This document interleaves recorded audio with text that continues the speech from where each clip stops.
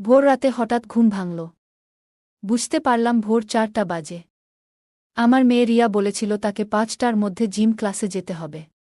কিন্তু গভীর ঘুমে ডুবে যাওয়ায় দেরি হয়ে গেল। ভাবলাম রিয়া রাগ করবে। তাই হল ঘর থেকে ডাকতে চেয়েও সরাসরি তার ঘরের দিকে গেলাম। মনে হলো হয়তো সে নিজেই উঠে পড়েছে। ঘরের কাছে পৌঁছানোর পর দেখলাম দরজাটা খানিকটা খোলা। কেন জানি না, হঠাৎ আমার মনে হলো একটু সাবধান হওয়া উচিত। দরজার সামনে পৌঁছানোর আগে একটু থেমে গেলাম। তারপর ধীরে ধীরে পা বাড়িয়ে দরজার কাছে পৌঁছালাম। বাইরে থেকেই দেখতে চেষ্টা করলাম। দরজার সামান্য ফাঁক দিয়ে ঘরের ভেতরে চোখ রাখতেই এমন একটি দৃশ্য দেখলাম যা আমাকে হতবাক করে দিল। আমার পুরো শরীরে ঠান্ডা হয়ে গেল, আর আমি দরজার পাশেই থমকে দাঁড়িয়ে গেলাম। আমার মেয়ে রিয়া বিছানায় ঘুমিয়েছিল। সে পাশ ফিরে শুয়েছিল, তবে তার শরীর অর্ধেক ঘুরে যাওয়ায় সে কিছুটা অন্যদিকে ছিল। তার পরনে ছিল একটি লাল রঙের টি শার্ট এবং কালো জিন্স। আমি দেখলাম ঘুমের মধ্যে তার টি শার্ট কিছুটা উপরে উঠে গেছে। সে বিছানার এক কোণে শুয়েছিল। তার থেকে সামান্য দূরে, প্রায় 1.5 ফুট দূরে, আমার ছোট ছেলে ঈশান দাঁড়িয়েছিল।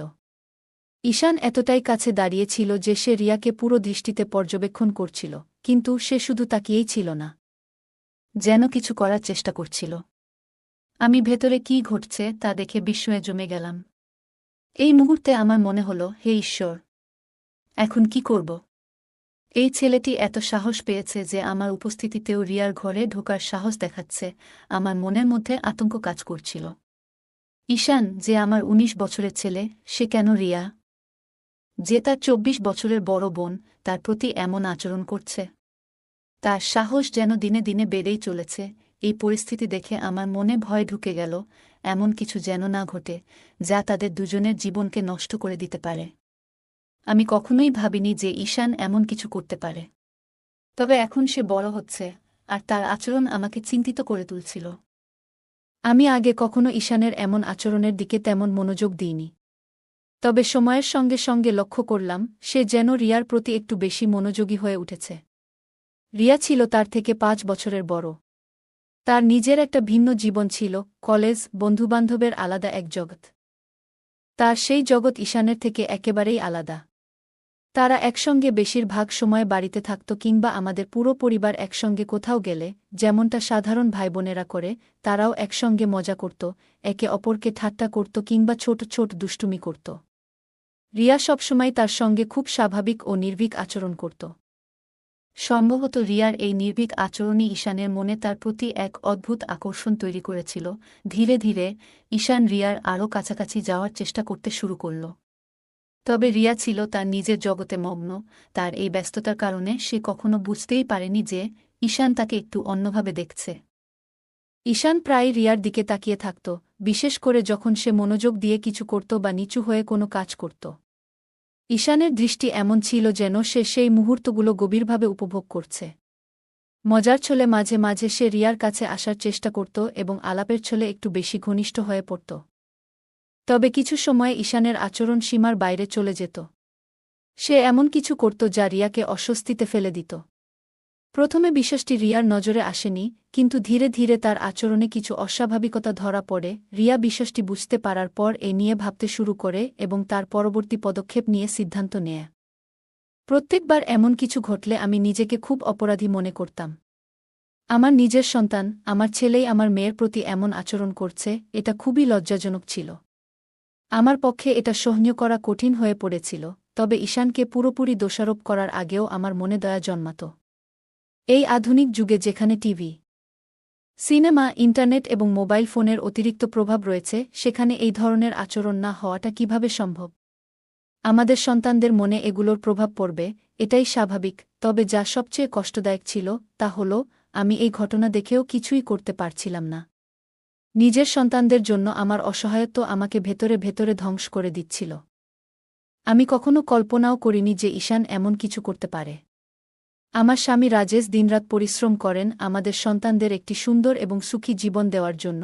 যদি তিনি কখনো জানতে পারেন যে এই আধুনিক সময়ের প্রভাব ঈশানের মনকে এমনভাবে দূষিত করেছে, তাহলে তিনি নিশ্চয়ই প্রচণ্ড কষ্ট পাবেন। তবে তার কাছে এই বিষয় বলা আমার পক্ষে সম্ভব ছিল না। যদি তিনি এই ঘটনা জানতে পারেন তাহলে তিনি ঈশানের মনস্তত্ত্ব বোঝার চেষ্টা না করে হয়তো রাগের বসে শাস্তি দেবেন বা তাকে বাড়ি থেকে বের করে দেবেন। এমনটি আমি কখনোই চাইনি। আমি ভেবেছিলাম রিয়াকে সামান্য ইঙ্গিত দিয়ে বিষয়টি জানানো উচিত, যাতে সে সতর্ক থাকতে পারে এবং ঈশানের সঙ্গে একটু সাবধানতার সঙ্গে আচরণ করতে পারে। তবে এর আরেকটি বিপদও ছিল। রিয়ার মনে যদি ঈশানের প্রতি ঘৃণা জন্মায় তাহলে তাদের সম্পর্ক চিরতরে নষ্ট হয়ে যাবে। এমনকি যদি রিয়ার আগের মাথায় ঈশানকে কিছু বলে ফেলে তাহলে ঈশানও রেগে গিয়ে কোনো ভুল সিদ্ধান্ত নিতে পারে, যা তাদের ভবিষ্যতের জন্য ভয়াবহ হতে পারে। আমি কোনোভাবেই তাদের ভাই বোনের পবিত্র সম্পর্কের মধ্যে ফাটল ধরাতে চাইনি। তাই রিয়াকে কিছু বলার পরিবর্তে আমি নিজের মতো করে পরিস্থিতি সামলানোর সিদ্ধান্ত নিলাম। আমি ঠিক করলাম ঈশানকে ঠিক পথে আনার জন্য সময়মতো তাকে বোঝানোর চেষ্টা করব। এখন থেকে যখনই আমি লক্ষ্য করতাম যে ঈশান চুপি চুপি রিয়ার দিকে তাকিয়ে আছে, আমি কোনো না কোনো অজুহাতে তাকে সেই জায়গা থেকে সরিয়ে দিতাম। এতে করে তার আচরণ অনেকটাই নিয়ন্ত্রণে আসত। তবে আজকের ঘটনা আমাকে আরও সচেতন করে তুলল। আমি বুঝলাম বিষয়টি নিয়ে আমাকে আরও সতর্ক হতে হবে এবং উপযুক্ত সময়ে সঠিক সিদ্ধান্ত নিতে হবে। ঈশানের সাহস দেখে আমি বুঝতে পারলাম যে আর দেরি করা ঠিক হবে না। যদি সময়মতো আমি কোনো ব্যবস্থা না নিই তাহলে তার কাজ রিয়ার জীবনে বড় বিপদ ডেকে আনতে পারে। আমাকে কিছু একটা করতেই হবে। কিন্তু কিভাবে এ পরিস্থিতি সামাল দেব তা বুঝে উঠতে পারছিলাম না। আমার মনে হলো সঠিক পদ্ধতিতে তাকে বোঝালে সে স্বাভাবিক হতে পারে। তখন আমি যেটা ঠিক মনে করেছিলাম সেটাই করার সিদ্ধান্ত নিলাম। যদি আমি হঠাৎ করে রিয়ার ঘরে ঢুকে যাই তাহলে ঈশান ভয় পেতে পারে। আর রিয়া যদি তাকে এমন অবস্থায় দেখে ফেলে তাহলে সে আরও হতবাক হয়ে যেতে পারে। তাই আমি এমন কিছু করার সিদ্ধান্ত নিলাম যাতে ঈশান বুঝতে পারে যে আমি জেগে গেছি এবং তার ঘর ছেড়ে চলে যাওয়ার সময় এসেছে। এই ভাবনা থেকে আমি রান্নাঘরে গিয়ে ইচ্ছা করে একটি স্টিলের থালা ফেলে দিলাম। এতে বেশ বড়সড় শব্দ হল। আমার প্রত্যাশামতো কিছুক্ষণের মধ্যেই আমি দেখলাম ঈশানের ছায়া পাশের পথ দিয়ে চলে যাচ্ছে। তার চলে যাওয়া দেখে আমি স্বস্তি পেলাম। এরপর আমি রিয়াকে ডাকার জন্য তার ঘরের দিকে এগোলাম। ঘরে ঢুকে দেখি রিয়া তখনও গভীর ঘুমে। এত বড় আওয়াজ হওয়ার পরেও সে উঠে বসেনি। এটা দেখে আমি অবাক হলাম। মনে হলো সে এতটাই গভীর ঘুমে থাকে যে ঈশান সহজেই তাকে দেখতে বা স্পর্শ করার সুযোগ পেতে পারে। শেষমেশ আমি তার কাছে গিয়ে তাকে সরাসরি জাগানোর সিদ্ধান্ত নিলাম। আমি রিয়াকে ডেকে জ্বালালাম। সে ঘুম থেকে উঠে আমার দিকে রাগের দৃষ্টিতে তাকালো এবং দেরি হওয়ার জন্য আমাকে দোষ দিল। এরপর সে দ্রুত বাথরুমে ঢুকে গেল। আমি আবার আমার কাজে মন দিলাম। কিছুক্ষণ পরে দেখলাম ঈশান আবার রিয়ার ঘরের দিকে যাচ্ছে। আমি ভাবলাম হয়তো রিয়া তখনও প্রস্তুতি নিচ্ছে। তাই আমি ঈশানকে থামানোর জন্য ইচ্ছা করে একটু শব্দ করলাম। শব্দ শুনে ঈশান বুঝতে পারল যে আমি তার দিকে আসছি। সে আমার দিকে তাকালো, কিন্তু লজ্জায় তার চোখ নিচের দিকে ঝুঁকে গেল। এরপর সে দ্রুত তার ঘরে চলে গেল। আমি অপেক্ষা করতে লাগলাম রিয়ার বাইরে আসার। কিছুক্ষণ পর রিয়া পুরোপুরি প্রস্তুত হয়ে বাইরে এলো এবং আমাকে বিদায় জানিয়ে চলে গেল। তখন আমি ঈশানকে ডেকে হোলের দিকে নিয়ে আসতে চাইলাম, কিন্তু সে কোনো সাড়া দিল না। তখন আমি তার ঘরের দিকে গেলাম এবং দেখলাম সে ঘরে নেই। এরপর শুনতে পেলাম সে বাথরুমে আছে। আমি দরজার কাছে গিয়ে তার আওয়াজ শুনলাম, কিন্তু তাকে বিরক্ত না করে আবার হোলে ফিরে এলাম। কিছুক্ষণ পর ঈশান বাইরে এলো এবং বলল, মা, তুমি আমাকে ডেকেছিলে? আমি তাকে বললাম, হ্যাঁ, এখানে বসো। তোমার সঙ্গে কিছু কথা বলার আছে। আমার কণ্ঠের সুর শুনে ঈশান বুঝতে পারল আমি গুরুতর কিছু বলতে যাচ্ছি। সে কিছুটা অস্থির হয়ে ধীরে ধীরে আমার কাছে এসে বসল। আমি শান্তভাবে কথা শুরু করলাম, কিন্তু অল্প সময়ের মধ্যেই তাকে ভর্ৎসনা করতে শুরু করলাম। আমি রিয়ার ঘরে তার গোপনীয়তায় হস্তক্ষেপ করার বিষয়ে সরাসরি কিছু বলিনি, তবে ইঙ্গিত করলাম। আমি তাকে বোঝালাম যে আমি তার এমন আচরণ আগেও লক্ষ্য করেছি। ঈশান দ্রুত বুঝতে পারল যে তার কাজ আমার চোখে ধরা পড়েছে। ভয়ে তার মুখ শুকিয়ে গেল। আমি আরও কড়া সুরে বললাম, যদি সে আবার এমন কিছু করে, আমি তার বাবাকে সব বলে দেব। এই কথা শুনে ঈশান কেঁদে ফেলল এবং বলল, মা, প্লিজ, এমন কিছু করো না। আমাকে মাফ করে দাও। সে বারবার আমার কাছে ক্ষমা চাইতে লাগল এবং প্রতিশ্রুতি দিল যে সে আর কখনো এমন কিছু করবে না। সে আমার পা ধরে বলতে লাগল, আর কখনো এমন হবে না। একবার আমায় সুযোগ দাও। আমি তার আচরণ দেখে বুঝলাম সে তার ভুল বুঝতে পেরেছে। আমি তাকে শান্তভাবে বোঝালাম সে যা করছিল তা কতটা ভুল এবং এর ফল কত ভয়াবহ হতে পারত। আর যদি কেউ জানতে পারে তাহলে কতটা অসম্মান হবে। শেষমেশ আমি তাকে এই প্রতিশ্রুতি নিতে বাধ্য করলাম যে সে আর কখনো এমন কাজ করবে না। তারপর আমি তাকে আর বকাবকি করিনি। আমার মনে হলো সে এবার বুঝতে পেরেছে এবং এমন কিছু আর করবে না। এরপর সে পুরোপুরি শান্ত হয়ে গেল এবং আমি তাকে আর কখনো রিয়াকে দেখতে দেখিনি। এতে আমি নিশ্চিত হলাম যে সে তার ভুল বুঝতে পেরেছে এবং নিজেকে সংশোধন করেছে। এরপর প্রায় 1 মাস আমি তার থেকে একটু দূরত্ব বজায় রাখলাম এবং খুব কম কথা বললাম, যাতে সে বুঝতে পারে যে সে যা করছিল তা ভুল ছিল। ধীরে ধীরে সবকিছু স্বাভাবিক হয়ে গেল। আমরা আবার আগের মতো হাসিমজার সঙ্গে কথা বলা শুরু করলাম। সবকিছু আগের মতোই সুন্দরভাবে চলতে লাগল, কিন্তু একদিন আমি তাকে আবার রিয়াকে দেখতে ধরে ফেললাম। যদিও সে এবার বেশ সতর্ক ছিল, তবুও আমি লক্ষ্য করলাম। তখন আবার আমার রাগ হতে শুরু করল, কিন্তু এইবার আমি আগের মতো তাকে বকাঝকা করিনি। কারণ তার প্রতি আমার চিন্তা বাড়ছিল। সে আমাকে বলেছিল যে তার একটি প্রেমিকা আছে এবং সে তার বন্ধুদের সঙ্গে সময় কাটায়। তবু কেন সে রিয়াকে এভাবে দেখার প্রয়োজন বোধ করল তা আমার মাথায় আসছিল না। তখন আমি ঠিক করলাম এই বিষয়ে আমি আবার তার সঙ্গে কথা বলব। 3 দিন পর দুপুরে আমরা দুজন বাড়িতে একা ছিলাম। সে তার ঘরে ছিল আর আমি আমার ঘরে বিশ্রাম নিচ্ছিলাম। আমি ভাবলাম এখনই সময় এই বিষয়ে কথা বলার। আমি তার ঘরের দিকে গেলাম। দরজা বন্ধ ছিল। আমি দরজা খোলার চেষ্টা করলাম, কিন্তু সেটি ভেতর থেকে লক করা ছিল। আমি দরজায় নক করলাম এবং তাকে ডাকলাম। সে ভেতর থেকে সাড়া দিল এবং দরজা খুলে দিল। আমি জিজ্ঞেস করলাম, দরজা বন্ধ করে কি করছিলে? সে বলল, কিছু না, এই ম্যাগাজিন পড়ছিলাম। তারপর সে বিছানার পাশে থাকা একটি ম্যাগাজিন দেখাল। আমি মনে মনে ভাবলাম, যদি সে সত্যিই ম্যাগাজিন পড়ছিল তবে দরজা লক করার কি প্রয়োজন ছিল? নিশ্চয়ই অন্য কিছু হচ্ছিল।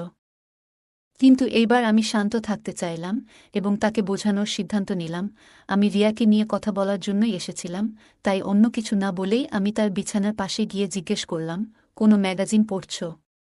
তারপর তার হাত থেকে ম্যাগাজিনটি নিয়ে দেখতে শুরু করলাম। এটি তার কলেজের একটি বুলেটিন ছিল, যেখানে ছাত্রদের লেখা প্রবন্ধ, গল্প এবং কবিতা ছিল। আমি ম্যাগাজিনটি তাকে ফেরত দিয়ে জিজ্ঞেস করলাম, কোনটা পড়ছিলে এতে? ম্যাগাজিন খুলে সে একটি প্রবন্ধ দেখিয়ে বলল, এইটা পড়ছিলাম। আমি বললাম, ঠিক করে বলো তো, কি আছে এতে? তারপর আমি তার পাশে বিছানায় একটু জায়গা নিয়ে শুয়ে পড়লাম। আমার ছেলে বিছানায় চিত হয়ে শুয়েছিল আর আমি তার পাশে শুয়ে থেকে সেই প্রবন্ধটি দেখতে লাগলাম। আমরা একসঙ্গে সেই প্রবন্ধটি পড়তে শুরু করলাম। ঈশান বলল, এতে আর কিছু মজার নেই। তুমি কি পড়তে চাও? তারপর সে ম্যাগাজিনটি আমার হাতে দিয়ে দিল। আমি বিছানার কিনারায় শুয়ে বললাম, মনে হচ্ছে পড়তে পড়তে পড়ে যাব। এই কথা বলতেই ঈশান তাড়াতাড়ি আমাকে ধরে ফেলার জন্য হাত বাড়াল, কিন্তু অসাবধানতাবশত তার হাত আমার বুকের উপর পড়ে গেল। এরপর সে অন্য হাতে আমার কবজি ধরে আমাকে উপরে টেনে তুলল। তার এই আচরণে আমার মধ্যে এক অদ্ভুত শিহরণ জেগে উঠল। ঈশানও খুব বিব্রত দেখাচ্ছিল। সে মুখে বলল, মা আমি হেসে বললাম, আরে কোনো ব্যাপার না, বরং তোমাকে ধন্যবাদ বলা উচিত। তুমি যদি আমাকে না ধরতে তাহলে আমি পড়ে যেতাম। আমার কথায় ঈশানও হেসে উঠল আর পরিবেশ হালকা হয়ে গেল। আমি তাকে বললাম, এবার এটা আমাকে পড়ে শোনাও। ছোট অক্ষর আমার ভালো দেখা যায় না। ঈশান ম্যাগাজিন নিয়ে পড়া শুরু করল। তাকে আরামদায়ক করতে আমি তার মাথার নিচে আমার হাত রাখলাম এবং সে পড়তে লাগল। সে আমাকে আরও কাছে টেনে নিয়ে প্রবন্ধটি পড়ে শোনাল। তারপর বলল, এখন বাকিটা তুমি পড়ো। আমি ম্যাগাজিনটি হাতে নিয়ে পরের পৃষ্ঠা উল্টাতে শুরু করলাম। ঈশান আমার কাছেই শুয়েছিল। একটি পৃষ্ঠায় থেমে আমি মন দিয়ে পড়তে শুরু করলাম। কিছুক্ষণ পরে আমি একটু অস্বাভাবিকতা অনুভব করলাম। দেখি ঈশানের একটি পা আমার পায়ের উপর রয়েছে এবং সে একটু নড়াচড়া করছে। প্রথমে বুঝতে পারিনি, কিন্তু যখন ভালো করে খেয়াল করলাম তখন ব্যাপারটা পরিষ্কার হল। আমি ভাবলাম সে তো ম্যাগাজিন পড়ছিল, তবু এমন কেন হল? নিচে তাকিয়ে দেখলাম তার হাত আমার কোমরের কাছে ছিল। তখন মনে পড়ল, যখন সে আমাকে পড়ে যাওয়া থেকে ধরেছিল তখন তার আঙুল আমার কোমরের কাছে আটকে গিয়েছিল। এটা মনে করে আমি কিছুটা অস্বস্তি বোধ করলাম। আমি আস্তে করে ঈশানের মুখের দিকে তাকালাম। তার চেহারা সম্পূর্ণ শান্ত। আমি ভাবছিলাম, সে কি ভাবছে? নিজেকে শান্ত রাখলাম এবং আবার ম্যাগাজিন পড়তে শুরু করলাম। মনে মনে প্রার্থনা করছিলাম যেন ঈশান এই পরিস্থিতি নিয়ে কিছু না বোঝে। কি করব ভেবে পাচ্ছিলাম না। প্রথমে মনে হলো সাথে সাথে উঠে গিয়ে তাকে দূরে সরিয়ে দিই, কিন্তু কেন যেন মনে হলো আমি তেমন শক্তি সঞ্চয় করতে পারছি না। যেন কোনো অদৃশ্য শক্তি আমাকে সেখানেই আটকে রেখেছে। আমি চুপচাপ শুয়ে রইলাম, বাইরে থেকে ম্যাগাজিন পড়ার ভান করছিলাম। সময় যেন থমকে গিয়েছিল। কয়েক মিনিট কেটেছে, কিন্তু মনে হচ্ছিল যেন কয়েক ঘন্টা পার হয়েছে। অবশেষে আমি সিদ্ধান্ত নিলাম যে আমাকে কিছু করতে হবে। আমি বললাম, ঈশান, মনে হচ্ছে আমার শরীরে টান ধরেছে। তারপর আস্তে আস্তে নিজেকে সরিয়ে নিলাম এবং তার থেকে একটু দূরে সরে গেলাম। পাশের বালিশ সরিয়ে আমি বসে পড়লাম। ঈশান একটু বিস্মিত হয়ে আমার দিকে তাকালো, কিন্তু কিছু বলল না। আমি তখন পরিস্থিতি হালকা করার জন্য তাকে অন্য কোনো বিষয়ে কথা বলতে লাগালাম। আমি ঈশানের দিকে একবার তাকালাম এবং দেখলাম সে কিছুটা অস্বস্তি অনুভব করছে। পরিবেশ সহজ করার জন্য বললাম, ঈশান, আমার গলা শুকিয়ে গেছে। তুমি কি আমার জন্য এক গ্লাস জল এনে দেবে? ঈশান বিছানা থেকে উঠে জল আনতে চলে গেল। সে রুম থেকে বেরোতেই আমি কিছুটা স্বস্তি অনুভব করলাম এবং মনে হলো তাকেও নিজের আবেগ সামলানোর সুযোগ দেওয়া হলো। যখন সে জল নিয়ে ফিরে এলো, আমি তার দিকে তাকালাম এবং দেখলাম সে এখন অনেকটা স্বাভাবিক হয়েছে। আমি তার কাছ থেকে জল নিয়ে এক নিঃশ্বাসে পান করলাম। এতে আমি কিছুটা আরাম পেলাম। ঈশান গ্লাসটি নিয়ে একপাশে রেখে আবার বিছানায় এসে আমার পাশে বসল। আমরা হালকা ফুলকা বিষয় নিয়ে কথা বলতে শুরু করলাম। এরপর আমি রিয়াকে নিয়ে তার সঙ্গে কথা বললাম। আমি জানতে চাইলাম কেন সে আবার রিয়াকে দেখছে। ঈশান প্রথমে অস্বীকার করল, কিন্তু আমি তাকে উদাহরণ দিয়ে বোঝালাম কিভাবে আমি তাকে রিয়াকে দেখতে দেখে ফেলেছিলাম। সে তোমার বড় বোন হয়। তুমি কিভাবে এমন কাজ করতে পারো? অবশেষে ঈশান স্বীকার করল যে আমার ভুল বোঝাবুঝি হয়েছে এবং সে কিছু ভুল করেনি। আমি হেসে তাকে হালকা সতর্ক করলাম যেন ভবিষ্যতে এমন কিছু না করে। সে হেসে প্রতিশ্রুতি দিল এবং আমরা অন্য বিষয়ে কথা বলতে শুরু করলাম। কিছুক্ষণ পরে আমি বললাম, এবার আমার যাওয়া উচিত। তারপর আমি তার রুম থেকে বেরিয়ে এসে নিজের রুমে চলে গেলাম। নিজের ঘরে ফিরে এসে আমি বিছানায় বসে সেই ঘটনাগুলি নিয়ে ভাবতে লাগলাম। পুরো বিষয়টি নিয়ে আমি কিছুতেই স্পষ্ট ধারণা পাচ্ছিলাম না। তারপর আমি আয়নার সামনে দাঁড়িয়ে নিজেকে দেখতে লাগলাম এবং ভাবলাম, এই ঘটনার পেছনে কি আমার কোনো দায় আছে? উত্তরটা মনে এলো, হ্যাঁ, সম্ভবত ঈশানের আচরণ আমার প্রতি তার আকর্ষণকে নির্দেশ করছে। এই চিন্তা আমাকে একটা নতুন দিশা দেখালো। আমি বুঝতে পারলাম ঈশানের মনোযোগ আমার মেয়ে রিয়ার দিক থেকে সরাতে হবে।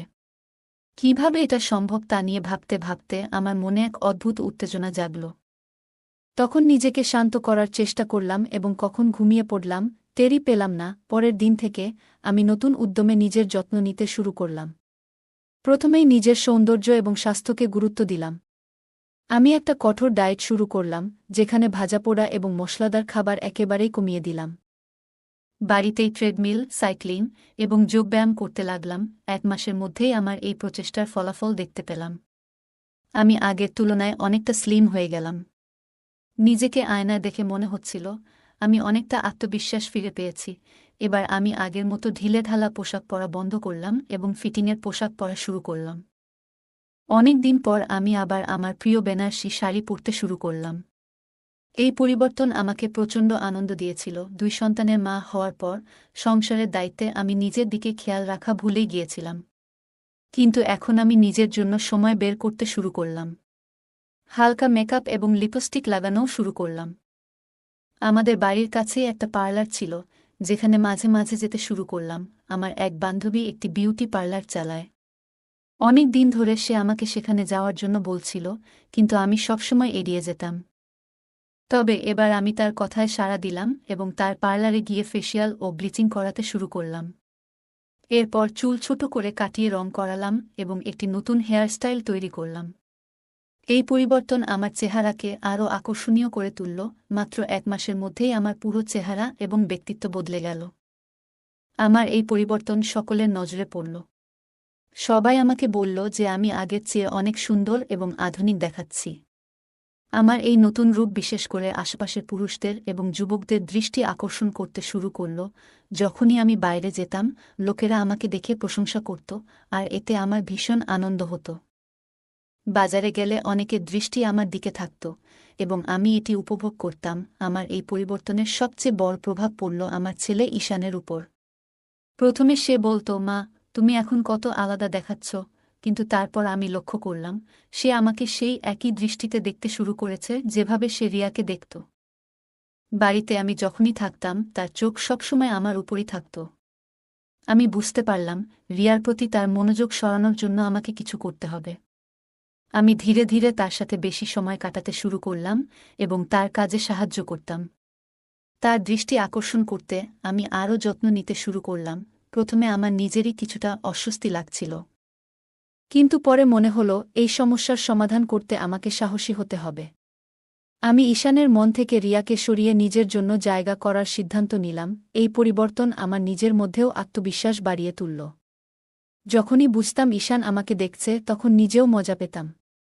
এমনকি আমি যখন কিছু করতাম তখন ঘরের দরজা খানিকটা খোলা রাখতাম যাতে সে আমাকে দেখতে পায়। সকালে যদি ঈশান বাড়িতে থাকত তখন সে সাধারণত দরজার কাছাকাছি থাকত। আমি যখন স্নান সেরে বের হতাম তখন আমি ইচ্ছে করেই একটু বেশি সময় নিতাম যাতে সে আমাকে দেখতে পায়। যখন আমরা একসাথে টিভি দেখতাম বা গল্প করতাম তখন আমি তাকে কাছে ডেকে নিতাম এবং তার সঙ্গে মজা করতাম। আমি তার কলেজের সহপাঠীদের এবং সিনেমার নায়িকাদের সম্পর্কে গল্প করার জন্য কথার প্রসঙ্গ তুলতাম। ধীরে ধীরে সে আমার সঙ্গে আরও খোলামেলা হতে শুরু করল এবং আমিও তার সঙ্গে কথা বলতে ভালো লাগতে শুরু করল। ঈশান এখন আমাকে সেই দৃষ্টিতে দেখতে শুরু করল যেভাবে সে অন্যদের দেখত। যখন সে তার ঘরে থাকত তখন আমি মাঝে মাঝে দরজার বাইরে দাঁড়িয়ে তার ভেতরের কথা শুনতাম। একদিন দুপুরে আমি বাইরে থেকে ফিরে এলে দরজা খুলল ঈশান। রিয়া তখন ডান্স ক্লাসে গিয়েছিল এবং বাড়িতে শুধু আমরা দুজন ছিলাম। আমি বাইরে থেকে ক্লান্ত হয়ে এসে সোফায় গিয়ে শুয়ে পড়লাম। যদিও আমার চোখ বন্ধ ছিল, আমি তাকে পাশের সোফায় বসে টিভি দেখতে দেখছিলাম। আমি যখন স্নানের প্রস্তুতি নিতে উঠে দাঁড়ালাম তখন সে শান্তভাবে আমার দিকে তাকিয়ে রইল। আমি ধীরে ধীরে তাকে দেখলাম এবং তারপর নিজের দিকে মনোযোগ দিলাম। এভাবে আমাদের প্রতিদিনের ছোট মুহূর্তগুলো ধীরে ধীরে আরও গভীর হয়ে উঠল। আজ আমি বিশেষভাবে কিছু পরিকল্পনা করেছিলাম। নিজের ঘরে গিয়ে দরজাটা হালকা খুলে রাখলাম যেন বাইরে থেকে কেউ ইচ্ছে করলে দেখতে পারে। আমি খুব ক্লান্ত ছিলাম তাই শাওয়ার নেওয়ার সিদ্ধান্ত নিলাম। ধীরে ধীরে আমি প্রস্তুতি নিচ্ছিলাম এবং শাওয়ার সেরে নিজেকে সতেজ অনুভব করলাম। শাওয়ার শেষে যখন বের হলাম তখন বুঝতে পারলাম কেউ না কেউ নিশ্চয়ই আশেপাশে রয়েছে। নিজের ঘরে ফিরে এসে আমি আয়নার সামনে দাঁড়ালাম। আমার পরিবর্তন নিজেই লক্ষ্য করলাম এবং ভাবলাম এই পরিবর্তন শুধু নিজের জন্য নয়, অন্যদের জন্য অনুপ্রেরণাদায়ক হতে পারে। কিছুক্ষণ পর ঈশান এসে বলল, মা, তুমি অনেক সুন্দর লাগছ। আমি তার কথা শুনে হেসে বললাম, তুমি কি কখনো ভেবেছিলে আমি এমন পরিবর্তন আনতে পারব? ঈশান মাথা নাড়ল এবং বলল, না মা, কিন্তু তুমি সত্যিই অসাধারণ লাগছ। তার কথা শুনে আমার মন ভরে উঠল। আমি তাকে কাছে ডেকে বললাম, জীবনে পরিবর্তন আনা খুব গুরুত্বপূর্ণ। আর এই পরিবর্তন শুধু নিজের জন্য নয়, অন্যদের জন্যও হতে পারে। আমি চেয়েছি তুমি নিজেকে ভালোবাসতে শেখো এবং নিজের যত্ন নেওয়া কতটা প্রয়োজন তা বুঝতে পারো। এরপর আমাদের সম্পর্ক আরও গভীর হল। আমরা একে অপরের সঙ্গে খোলামেলা কথা বলতে শুরু করলাম এবং জীবনের ছোট ছোট মুহূর্তগুলো উপভোগ করতে শিখলাম। আমাদের এই যাত্রা আমাদের আরও কাছাকাছি নিয়ে এলো এবং আমরা একে অপরের মর্ম বুঝতে পারলাম। বন্ধুরা, কেমন লাগল আজকের এই গল্প? কমেন্ট করে জানাবেন। গল্পটি ভালো লাগলে লাইক এবং শেয়ার করুন। আরও নতুন নতুন গল্প পেতে আমাদের চ্যানেলটি সাবস্ক্রাইব করুন এবং বেল আইকনটি অন করতে ভুলবেন না। ধন্যবাদ।